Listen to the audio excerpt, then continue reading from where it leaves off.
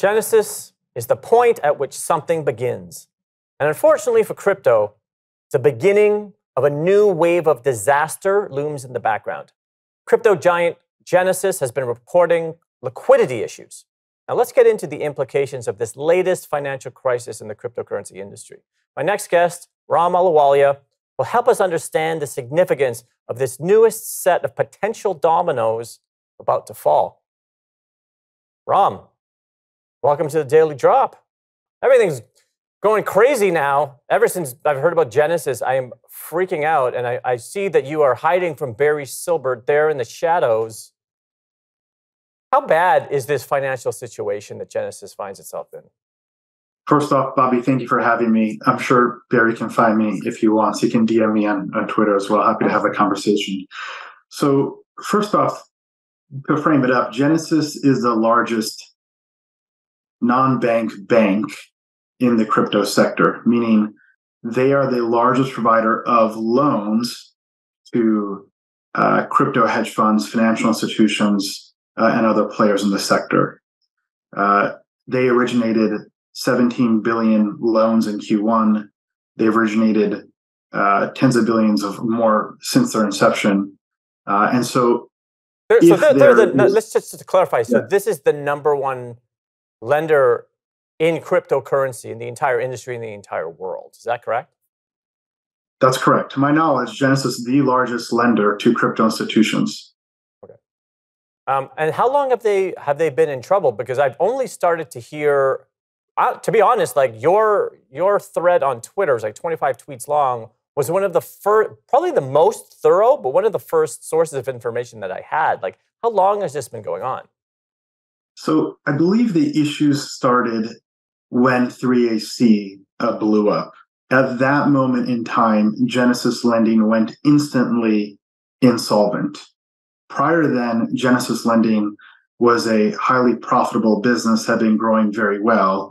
But the moment the 3AC debacle emerged, it was revealed in the bankruptcy docket online that Genesis Lending had exposure of $2.3 billion to 3R's capital. Some of that was collateralized. However, some of that was not.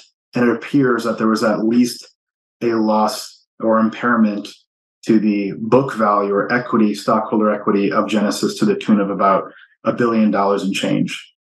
I mean, these are enormous sums of money. It's funny because I knew that this story was huge, and I was very excited that you came on, particularly because it's been kind of buried by the media. If anybody even talks about it, they don't really talk about it that long. They're not really going in depth. Where you on Twitter, it's very, very... What's your Twitter handle? Can you plug it for our audience?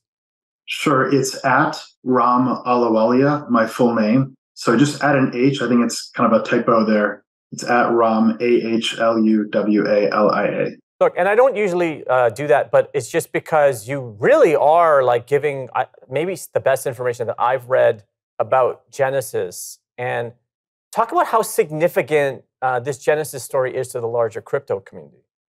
Sure. Well, it's really an analysis of the chain of contagion. So there's good news and there's bad news around this. Genesis is a systematically important institution to the crypto sector. It plays a critical role to helping large institutions access and manage risk in size.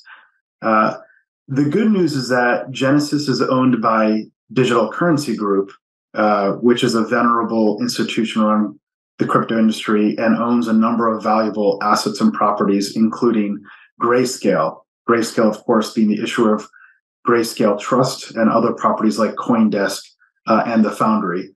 And the reason why that's good news is that Digital Currency Group can be a shock absorber and absorb some or a good deal and potentially all of the losses, from this. That's really the next phase of the analysis here. The bad news is that counterparties to Genesis and others that have exposure, will be at the risk of impairments to their own equity book value. So there'll be other players that could be challenged and, may have some insolvency issues, or at the very least, if they're a hedge fund, then may have redemptions from their LPs as a consequence.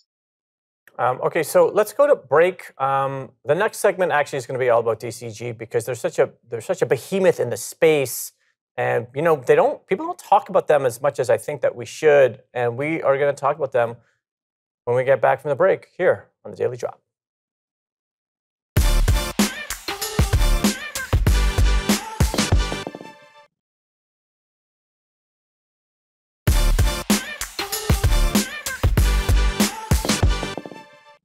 Welcome back to the Daily Drop. Okay, let's talk about DCG, Digital Currency Group. I looked up a stat today. Apparently, they either own or are invested in, it's hard to get the exact number. I heard 134 different companies. This is a giant oligopoly in the space. Genesis is only one of many companies owned by DCG.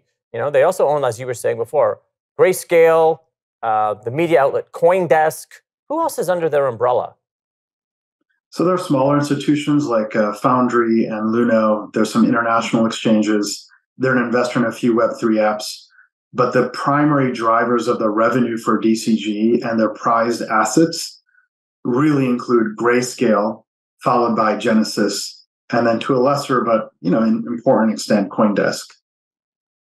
Right. This is significant though, right? Because if you think about the FTX fall, like what was really the catalyst in that? Was it like that? It was that CoinDesk article, right, where it really was elucidating how much FTT was on Alameda's balance sheet. So I would presume that CoinDesk isn't going to do that because of their parent company. I mean, do you think that's a bold statement?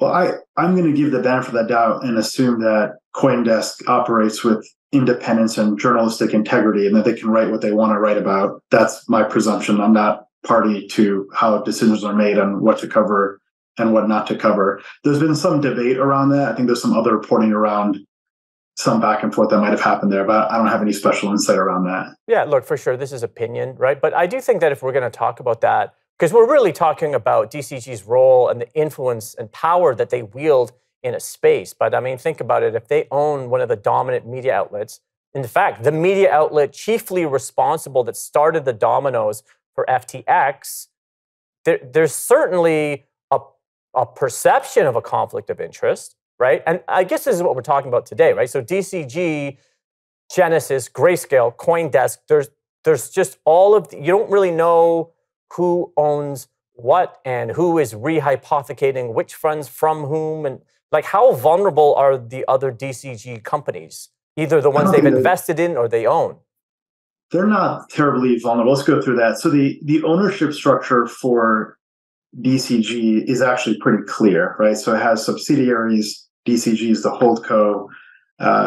In terms of rehypothecation, Genesis as a lender takes in deposits through various programs, including Gemini Earn, deposits from others, and then deliberately will lend that out. That's part of the program, and that's how they generate yield to their customers. So this is very different than what happened with FTX. FTX was the alleged usage of customer funds to rehypothecate loans, as you indicated here. Genesis, the issues are twofold. There's a liquidity issue and duration mismatch, which DCG acknowledged in its shareholder letter this week, one. But there's also a question around the sufficiency of the equity capital of DCG to absorb these impacts to shareholder equity. So at the Genesis level, it's a question of liquidity and solvency. Right. This segues nicely to my next question, right? So do you think that DCG's just mammoth size, do you think that it protects them from the contagion, or does it make them more vulnerable? Sheer size is the enemy. It is the enemy. And I just want to be clear, like Genesis and DCG, they have great management teams. What they've built is extraordinary. They're the leading prime broker for the category. And I explain what a prime broker is on a Twitter thread. But here's one of the issues. DCG now has exposure to 67 million units of GBTC, which is, of course, the trust that has access to Bitcoin as underlying collateral. And that trust is trading at a discount of nearly 50% to NAV. Grayscale is the largest holder. And if they need to sell that to generate liquidity to fund this duration and liquidity issue at Genesis, they've got to sell an asset that's already trading a 50% discount to NAV. and they're the largest owner of that asset. Right. So this is my point. We're going to go to break, but I mean, you just see. I don't want to call it a house of cards, but it's almost like a game of Jenga, right? And it's like as soon as you start taking out those pieces at the bottom, the whole thing could collapse, right? DCG has an asset base. I mean, Digital Currency Group, which owns Grayscale has a business that's worth a few $1 billion at the very least. Okay, you know what, Ram? Let's do this. Let's because we're going to go to break. I want to get right into the contagion. I'm going to ask you that again, and we're going to go to break here on the Daily Drop. Sure. Sounds good.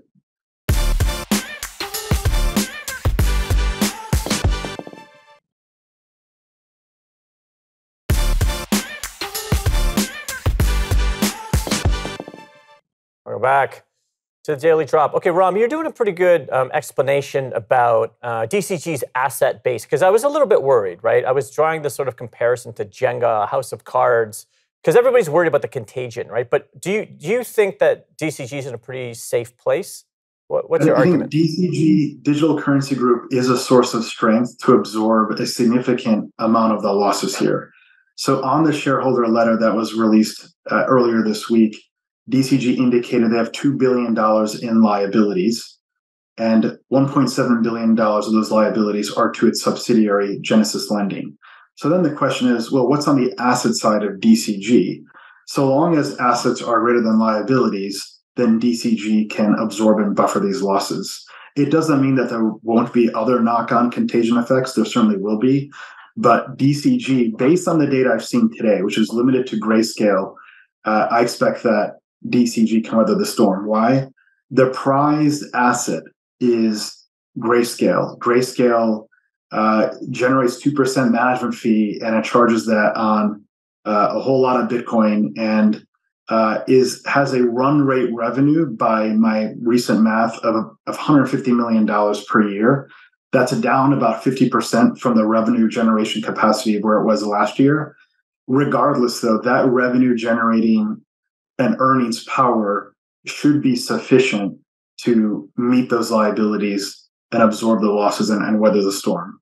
Okay, well, look, that does make me feel better, although we are speculating either way, positively or negatively. So I guess here's my question. Like, are we witnessing the latest wave of crypto disaster with this Genesis, Grayscale, DCG domino effect?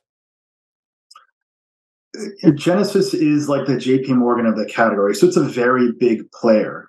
How many other big players are remaining? That's the other way to look at this, right? So, FTX has gone down, Three Arrows Capital's gone down. Other hedge funds have had money trapped on FTX and are going to lose money, and redemptions will flow in. That'll be the next knock-on effect. There'll be continued credit contagion, but it'll be smaller dollar values dispersed across a longer tail of the number of players. Interesting you say that, though, right? Because the space is really quite bifurcated, right? We really do have the decentralized part of the ecosystem and a centralized part of the ecosystem, right? But let's focus on the centralized for now. So of all the large centralized players, it just seems like they're all invested in each other, right? I mean, look, we have DCG tied to 134 of the other big names in crypto and blockchain. I mean, how dangerous is this? Well, DCG owns and invests in that. And that's not danger if it's just an equity investment. If it's a loan and you have a cycle of party A lending to party B and party B lending to party C back to party A, then those are issues. But if it's an equity investment, that doesn't actually create a source of contagion risk. I would say that there are other institutions that are perfectly fine. It's principally the lenders that lend either on an unsecured basis or they lent on a secured basis, but did not control the collateral that are at risk. For example, Anchorage is not at any risk. Silvergate's not at any risk, as far as I know. And I feel pretty good about those statements. Neither is Coinbase. Of course, Coinbase never got into lending. The SEC prevented them. So I just wanted to say, there are, and Paxos is doing just fine too. So is my old shop, Cross River. So there are plenty of centralized actors that are also doing fine. It's the ones that got into lending and didn't engage in lending appropriately that are having issues.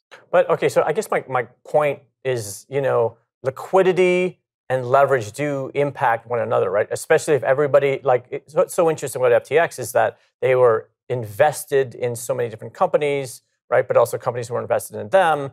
And so we don't quite know who, is sort of vulnerable to whom, because kind of in a way, everybody's working together all the time. Like, do you think that's a dangerous ecosystem?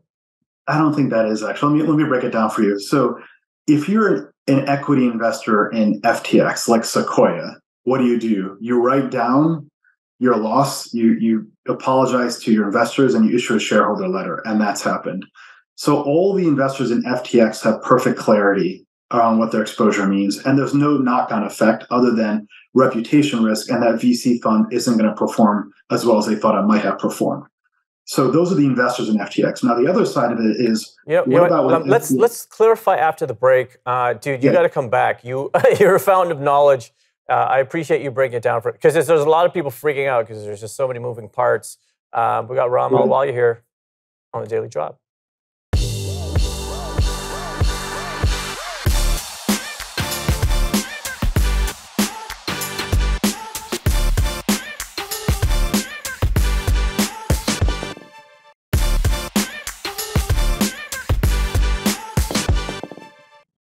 Welcome back to the Daily Drop. Okay, so I was asking a question which I think a lot of people are asking, because we're trying to figure out, okay, so you've got all these on the centralized part of the crypto ecosystem. You have all these players, right? Some are leveraged and, selling loans and, based on collateral that may or may not exist. And then other people are equity investors, and you were sort of differentiating between them. So could you continue that? Sure. So the chain of contagion follows the lending side, not on the equity side. So if you're a lender and you made loans that were unsecured, or maybe you made a secured loan, but you didn't actually control your collateral, then you're at risk of losing your money. And that's the common denominator explaining the losses across these CeFi lenders. If you did CeFi lending responsibly, like Anchorage and Silvergate, then you're not at risk. If you didn't get into lending whatsoever, like Coinbase, you're also not at risk. The equity side is very different, right? So there are two types on the equity side. If you're an equity investor in FTX, you write off the value of your equity investment to zero. That's exactly what Sequoia did. They published a letter to all their LPs with an apology. Now, if you received an equity investment from FTX, then you kind of don't care, because you don't have to worry about FTX checking in on you every quarter and reporting on the performance. In fact, you might want to buy out FTX's equity investment into you in the bankruptcy process. So it could actually be some upside if you receive an equity investment from FTX. So I'm gonna push back a little bit, because I respect you, but I agree with your argument 100%. But here's the thing that we learned from Sam Bankman-Fried: if you're being honest, right? Like, I guess this is the biggest issue. How can we trust the sort of transparency and honesty and integrity of the centralized entities that seem to continually create all the problems for the space? I'll draw a distinction. It's an excellent question, Bobby, and I appreciate where it's coming from. And it's important that people understand this clearly. So, FTX Global isn't subject to the same standards, regulation, oversight as US players. In the US, these institutions, Coinbase Trust, Anchorage Trust, as well as Silvergate, are subject to a very high standard of regulation, compliance, oversight, and standards. They're regulated as a trust bank or a full-service bank, and that means there's a whole ecosystem of verification agents, audit firms, systems and controls, attestations that protect the consumer. In fact, that's the reason why this blow-up happened offshore at this unregulated institution called FTX Global. Okay, so let me ask you a question from a community perspective then. Do you think then the community is sort of missing some steps? Like, should we be taking some action? Or is it more like we need to let the regulators do their job? You have to, DYOR, do your research. Regulators will generally show up after the fire. The firemen will show up. They'll put the fire out. They'll see if anyone broke any building code violations, and then they'll enforce and put out the fire. But you can't wait for the fire to break out. I would say, first off, know your institution, know how they're regulated, If they're regulated as a trust bank or a bank, they'll be safe. If they're loosely regulated as only a money transmission licensed company, by the way, an MTL license is the same as the check cashing company that you might find in a low-income neighborhood, then you should be concerned. So focus on regulated counterparties in the United States. Okay, in 30 seconds, and again, I really do appreciate you coming. What would you tell people? People are really freaked out. You know, they're worried about the contagion. They're worried about all these crypto disasters they keep seeing in the media. I'd say if you can't sleep well at night, you probably have too much exposure to crypto. Take the long view. Make sure that you're diversified. Get professional advice. Approach crypto as a high-risk asset. Take the long view. Don't panic. And just be disciplined in how you approach the sector. You crushed. That was a mic drop. Round of applause. Ah! Look, thank you so much for coming, Ram. And I hope to see you again. You really clarified a lot of things for me. Thank you, Bobby. Really appreciate it. Take care now. By the time this episode airs, Genesis could have completely collapsed or revealed itself to be just another piece of FUD. Fear, uncertainty, and doubt. While the details surrounding Genesis are extremely important, the reality is the larger issue is the ecosystem itself. How precarious is the entire centralized system? Is a new alternative financial system even possible? Or are humans destined to continually threaten our own survival with the systems that we ourselves create? We'll see you next time on The Daily Drop.